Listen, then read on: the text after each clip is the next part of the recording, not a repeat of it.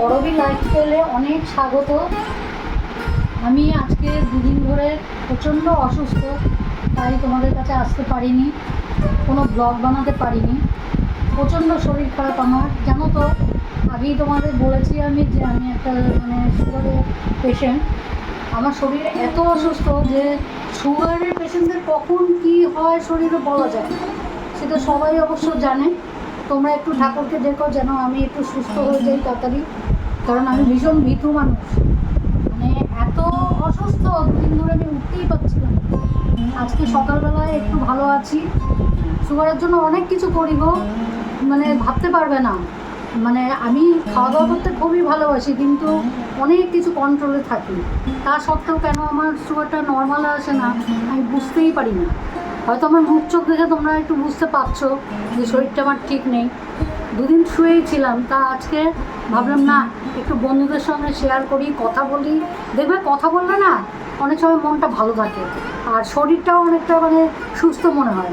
আজকে একদম ডিটারমাইন্ড আমি যে না আজকে উঠবো, উঠে আমার বন্ধুদের সাথে কথা বলবো, তাহলে হয়তো মনটা আমার ভালো লাগবে।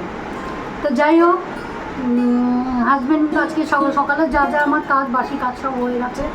হাজব্যান্ড আমাকে বললো আজকে তড়কা রুটি ব্রেকফাস্টে বানাতে। আমি বললাম ঠিক আছে, বানিয়ে দেবো। তারপরে আমি এখন ব্রেকফাস্ট, চাটা সব খাওয়া হয়ে গেছে, ভুজিরও খাওয়া হয়ে গেছে। ব্রেকফাস্ট ভুজিটা আগে করিয়ে নিই, তারপর আমাদের ব্রেকফাস্টটা তৈরি করি। তো দেখি তড়কাটা বানাবো, এখন তড়কা রুটি বানাবো। তড়কাটা আমার অত ফেভারিট না, কিন্তু আমি আমার ছেলে অত পছন্দ করি না, কিন্তু আমার হাজব্যান্ডের খুব প্রিয়। তা ও যেটা বলে দেখো সেটাই আমায় করে দিতে হয়, কারণ বাইরের জিনিস না সহজে খেতে চায় না। বাইরের তড়কা বলো, মোগলাই বলো, রোল বলো, ও খেয়ে না সহ্য করতে পারে না। এই ইচ্ছে হলে ঘরেই আমাকে বলে করে দিতে, ঘরেই বানিয়ে দিতে। তা আজকে বললো তড়কা করতে। এখন আমি যাই, গিয়ে ব্রেকফাস্টটা তৈরি করি। তোমরা দেখতে থাকো ব্লগটা। আশা করি কতটুকু করতে পারবো জানি না, দেখলে ভালো লাগবে, তোমরা দেখো। আর আমি এখন যাচ্ছি ব্রেকফাস্টটা বানিয়ে নিই, তারপর ব্রেকফাস্ট করে হাজব্যান্ড বাজারে যাবে, কী আনবে জানি না। তা চলো ব্রেকফাস্টটা তৈরি করে নিয়ে তোমাদের কাছে আমি আবার চলে আসলাম তোমাদের সঙ্গে কথা বলতে। দেখো ব্রেকফাস্টে আমি করেছিলাম এই যে তড়কা বানিয়েছিলাম। সবার খাওয়া হয়ে গেছে, হয়ে এখনও এতটা আছে, চাপা দিয়ে রেখে দিয়েছি।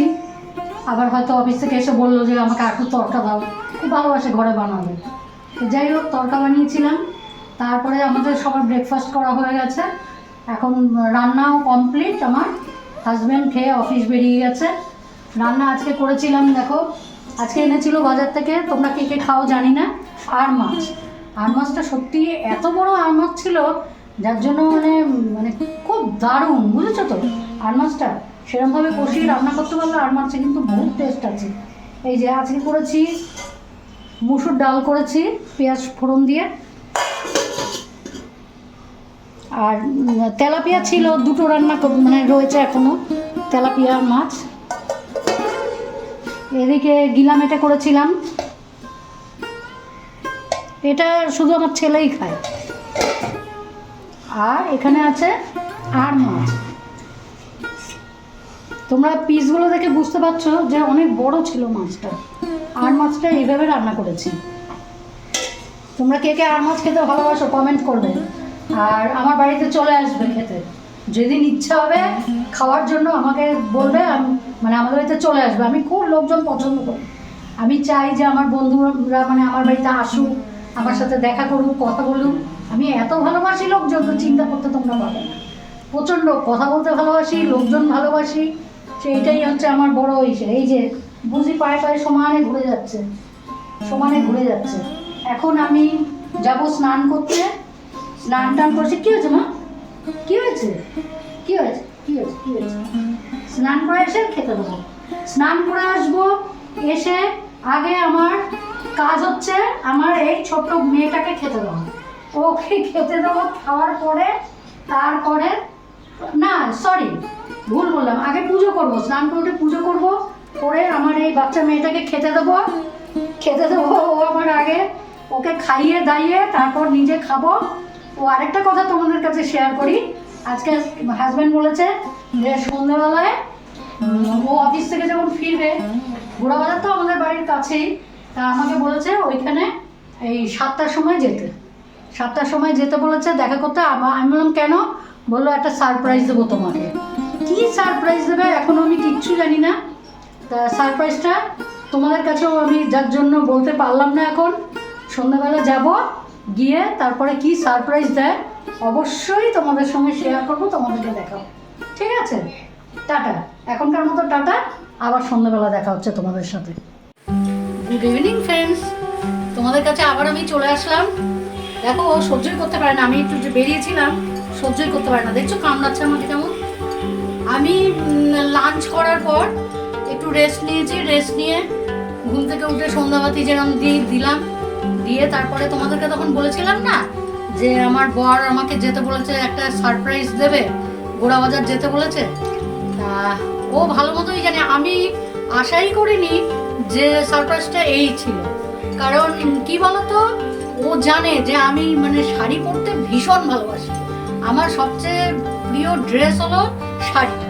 এমনি যাই হোক এই কুর্তি টুর্তি ওসব পরলাম সেগুলো আলাদা, সেগুলো এমনি পরি, সেই খুব যে আমার ভালো লাগে বা ইচ্ছা করে পরি তা না, কিন্তু আমার শাড়ি হচ্ছে ফেভারিট। তা আমি ভাবতে পারিনি যে হঠাৎ করে এরকম এত বড় একটা সারপ্রাইজ দেবে। আমি গেছি, গিয়ে তোমরা হয়তো নাম শুনেছো, আমাদের এখানে ঘোড়াবাজারে শাড়ির দোকান বড়, মানে খুব ফেমাস শাড়ির দোকান যশোদা বস্ত্রালয়, সেখানে আমাকে দাঁড়াতে বলেছিল। তো আমি ভেবেছি যাওয়ার পর এখন কি দেবে আমাকে কে জানে। তারপর চলে গেলাম, গিয়ে সেই ওখানে দেখে নিয়ে আমাকে যশোদাতে নিয়ে ঢুকলো। হ্যাঁ, যশোদাতে নিয়ে ঢুকলো, ঢুকে এই যে যশোদা বস্ত্রালয় নিয়ে ঢুকলো। ঢুকে আমার তো ভীষণ পছন্দ হয়েছে, কারণ ভীষণ ফেভারিট কালার আমার এইটা।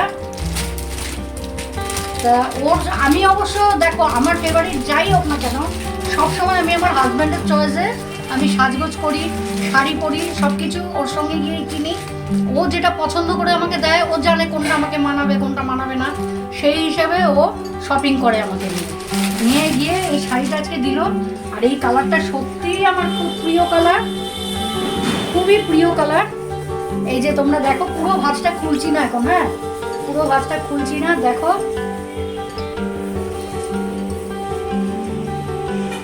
দেখো আমাকে কিরকম লাগছে, কমেন্ট করে জানাবে, কমেন্ট করে জানাবে। আমার ভীষণ ফেভারিট এটা।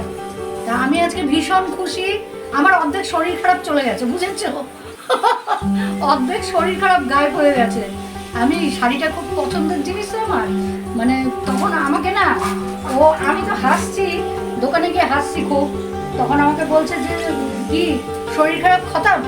আমি বলছি হ্যাঁ, এখন শরীরটা আজকের জন্য ভালো লাগছে। তারপরে তো বাড়ি চলে এসেছি, তারপরে এসেই এই বুঝির পাগলামি শুরু হয়েছে। প্রথমে ওকে নিয়ে একটু ছাদে ঘুরে আসলাম, তোমাদেরকে দেখাইনি সেটা। ছাদে ঘুরে আসলাম, একটু খেলাধুলা করলো আমার সাথে, এসে তারপরে এই নিচে এসে আবার এরকম শুরু করেছে। যাই হোক, তোমাদের শাড়িটা কেমন লাগলো আমাকে জানিও। তোমাদের যদি ভালো লাগে বা শাড়ির কালারটা কেমন হয়েছে সব কিছু আমাকে জানিও, আমি খুব খুশি হব। আর এই যে লাইক করতে কিন্তু ভুলবে না, শেয়ার করতে ভুলবে না, সাবস্ক্রাইব অবশ্যই চাই। সবাই দেখছো কিন্তু কেউ সাবস্ক্রাইব করছো না, হ্যাঁ তাহলে তোমাদের সঙ্গে আজকের মতো এখানেই আমি টাটা করে দিলাম। আবার পরে একটা নতুন ভিডিও নিয়ে, শরীরটা একটু ঠিক হোক, তারপরে পরে একটা নতুন ভিডিও নিয়ে তোমাদের কাছে আসছি, ঠিক আছে? টাটা।